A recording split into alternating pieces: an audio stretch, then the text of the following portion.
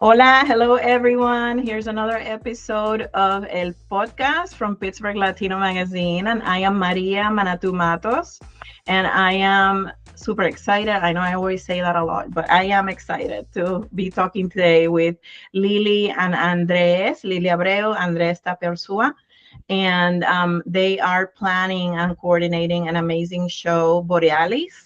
That's coming up this weekend, and I want to make sure that we're there to support them and the group of musicians that are working with them. This is going to be an amazing show. So let's get started. Lilly, Andres, thank you for being here. For those of us or those in the public that do not know you or don't know too much about you, let's tell them a little bit about who you are. Thank you, Maria. It's a pleasure to join you today. I am from Brazil, originally from Brazil, from Rio. I've been in Pittsburgh for about 30 years. I came to Pittsburgh to go back to school and study music. I did my undergrad in Brazil, moved to Pittsburgh for my grad studies here at the university, at Carnegie Mellon University in voice. So I studied opera at Carnegie Mellon. And as I was studying opera at Carnegie Mellon, I was also raising my kids here in Pittsburgh. So Pittsburgh is now my home. A little bit of my trajectory. When I finished teaching, studying voice at CMU, I started teaching already at CMU. I was teaching at Chatham, and then I was invited to teach Portuguese at Pitt. And so some people know me as the Portuguese teacher, some people know me as the voice teacher, some people know me as the singer, the classical singer, the Pittsburgh opera singer, or the Brazilian jazz singer. And now I also work with language access. I work with Global Wordsmiths, a company that's promoting language access. I work with the team of interpreters. We have 260 interpreters. And so I have those two sides, music and as a linguist and as a musician. Great. How about you, Andrés? Bueno, gracias María por la invitación. Mi nombre, como ustedes saben, es Andrés y yo he estado viviendo en Pittsburgh hace como 30 y tantos años. Soy originalmente de Chile y he desarrollado mi carrera de videasta, de artista de medios, cineasta acá en Pittsburgh, junto con una carrera también de sonido y música relacionada con el arte. Y he estado participando de muchas producciones en Pittsburgh y últimamente me he acercado a la comunidad latina. Produje una serie que se llamaba Latinoamericanos en Pittsburgh para retratar. ¿Lo recuerdo? Sí, muy bien. Que retrataba a los latinos y sus actividades en la ciudad y lo que aportaban a la ciudad, que es muy importante resaltar específicamente en estos momentos. Y ahora con Lilly estamos envueltos en una producción que es canto lírico, ópera contemporáneo, diverso, con diferentes autores de diferentes continentes, con participación de varios músicos, 8 chelistas, un pianista, y proyecciones de video que irán con cada tema, cada canción que Lilly interprete. Mi rol es como videasta, haciendo los videos para estas canciones, y esto sucederá en el Museo Frick de Pittsburgh este domingo a las 7:30, ¿cierto, Lilly? ¿7:30? 7:30, yes. Okay. Sí. 7:30. But we are speaking Spanish, right? Okay. We will do Spanglish. We do Spanish. And Lilly throws in a little bit of Portuguese, okay. Brazilian Portuguese as well. So that's it. I mean, the origin of the project is that I know Lilly for a long time, and I saw her once singing in the mansion in Fifth Avenue, a lyrical repertoire. I thought it was very, very, very interesting. And she doesn't have many chances to do this. She's mainly doing the Brazilian stuff and singing Portuguese and doing bossa nova and all that. So I proposed to her, why don't you do this more often? Why don't we do a show that interpret your music? And the idea, I was collaborating with a composer from Chile called Boris Alvarado, who is doing a piece specifically for our show. And I say, maybe Lilly said, maybe Boris can compose something for this show. And then so Boris, I talked to Boris, and Boris decided to do a piece with 8 cellists, just like the other piece that Lilly is going to be presenting, which is Baquianas Brasileñas, and send us that piece. He sent the piece, and so we start working with Baquianas Brasileñas and Borealis, and then we added more music to the repertoire, and the idea was to represent diversity of composers, and Lilly will go over them later, but it's Villalobos, is Boris Alvarado, is Ginastera, even we have Carlos Gardel, and we also have Lou Reed, an interpretation of All Tomorrow Parties by the Velvet Underground, Lou Reed, that will be sing lyrically, an arrangement that the Cello Fury, a local group of 3 cellists from Pittsburgh, have done for this occasion. Mm-hmm. So the idea came from that, and we decided to launch the concert, and it's been 2 years trying to make it happen because location, bureaucracy, etc., etc.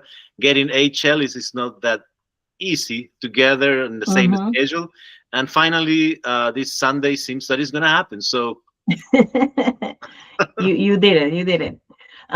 So Lilly, tell us a little bit about when Andrés approached you with that idea. How was it, and how did you get started with it? Yeah, it was a process. Andrés kept on telling me, oh, you have to do more classical. That's your voice is crafted for that. And I said, you're right. Well, in order for me to do that, I have to plan.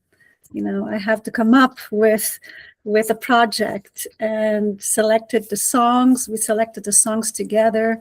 I'm very grateful for the wonderful musicians that we have here. And it's a stellar group of musicians. So let's talk a little bit about the musicians. We have 5 cellists that are members of the Pittsburgh Symphony, and they are Michael Lipman, Bronwyn Bannard, Michael De Bruin, Ali Lee, Yunla Lowe. They are 5 the cellists from the Pittsburgh Symphony. And then we have the Cello Fury that Andrés talked about. The Cello Fury is the rock band in Pittsburgh. They have 3 phenomenal cellists. And Nicole Myers, Simon Cummins, and Cecilia Cogman. They also wrote the arrangement for All Tomorrow's Parties that we're excited to do it. It's a premiere also of that arrangement. Then we have the pianist Rodrigo Ojeda from Venezuela. I'm also very excited to have Rodrigo. Rodrigo's going to play the pieces on the first half. And he's going to use the piano from the Frick collection, which is also very special to have that on stage. And Flavio Chamis from Brazil will be conducting both Baquianas Brasileiras by Villalobos. And Borealis, the piece that Boris Alvarado wrote for this project. It's a world premiere of the piece that was never performed before. We're excited about that too. That's great. And I was going to ask Andrés, what can we expect with the projections that we're going to see? Well, the projections are my own interpretation of each piece. So it's more like a poetic approach, visual poetic approach to the music that is going to be performed. It's very open and free because I don't want to be the forefront of the music. It's more like a background presence that enhance what the performers are doing on stage. So we can expect a variety of images that relate to either some of the content of the pieces and also to the form and the mood of the pieces. So I try to interpret visually the energy of each song, what it evokes. So I try to translate that into images. And in the case of Borealis, Lilly is going to be doing also the piece of Borealis is very theatrical, so she's going to be doing a performance. So there is a more interaction between the visual and the performance that she's going to be doing for that particular piece. I can't wait to see that. And then for the Frick itself, where you are doing the show, is it a theater? How many guests can attend? That's for 160 guests. Wow. Tickets can be purchased at the Frick. So if you go to the frickpittsburgh.org, you can purchase tickets there. It's better to get the tickets as soon as possible. We don't know if we're going to have tickets at the door. But after the concert, we're going to have a reception where the audience will be able to visit the permanent collection at the Frick. We also have Brazilian food after the concert, provided by Mercearia and our friend Kayla, and a few bottles of wine to celebrate. Mhm. So I hope you can join us. That is included. That is included in the ticket. It's not extra. So if you purchase a ticket, you will find champagne and food, and there are going to be other guests to mingle and talk to, plus the musicians and everybody who's part of the show. And the lovely Kayla, you just mentioned her. Kayla, for those who don't know, is the owner of Mercearia. Mercearia. There we go. And Kayla also writes for our section, the Brazilian Corner, the Cantinho Brasileiro. Is that correct? Cantinho Brasileiro. That's right. Yeah. So I'm so excited to hear that she will be helping out with the food there. She's an amazing cook too.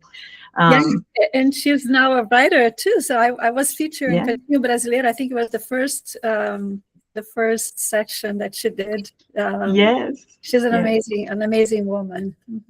She is, for sure. And so all of these things that Andrés and Lilly are mentioning, I will have information in the notes of the episode. So feel free to look in there. So you get a little more details of the things that they're discussing here. But I feel like we've touched on anything. Is there anything before we go that you want to go more deep into or mention for everyone? I wanted to talk about the composers. Andrés talked a little bit about composers from, different countries, and I want to list the ones. We talked about Villa-Lobos, a composer from Brazil. There's a French composer that I'll be singing a song by Henri Duparc, and Duparc is the kind of composer who wrote a piece, didn't like, threw it away, and so we only have like less than 20 pieces that survived. So I'm going to be singing one of his pieces that are beautiful. Ginastera, Andrés talked about. Dvorak, I'm going to sing a song to the moon by an opera called Rusalka. And Cello Fury will also play one of the original compositions, Nocturno. We're also going to be doing a song in Latin by Couperin. And the Pittsburgh Cello Quartet, who is the cello quartet from the Pittsburgh Symphony as well, they will be playing two pieces, one by Mozart and one by Carlos Gardel. And we finish the concert with Borealis, like Andrés was saying, with the theatrical movement. I will be also playing a singing bowl that I'll be playing as I am doing my movement and singing and improvising and being inspired by the beautiful video creations that Andrés created. Yeah, there's a lot of things that needs to work well in combination this Sunday. So let's hope everything goes well, and welcome you to the show. I hope to see you there.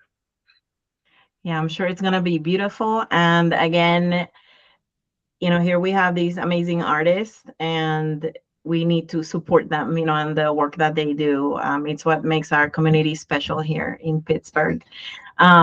So to conclude, can you guys tell where people can follow you on social media? Sure, they can follow my Facebook page, Lilly Abreu. They can go to my website, lillyabreu.com, or follow me on Instagram as well. And LinkedIn for business as well. Yeah, mainly I have for social media, Facebook and LinkedIn. So that's the places that. Also, I have some music in Bandcamp, and YouTube also has some of my work. The series Latinoamericanos in Pittsburgh is in YouTube. So that series, you can find it by Latin American in Pittsburgh, you can find that series there as well. Great, and I will add those two to our episode notes so that everyone can follow them and support them in what they do. So thank you guys so much, Lilly, Andres. It was great to have you here, and I hope that this helps get the word around, so we get a lot of people there for you guys on Sunday. Thank you so much. Gracias. Thank you. Muchas gracias. Obrigada. Ciao, ciao. Adiós, Ciao. gracias.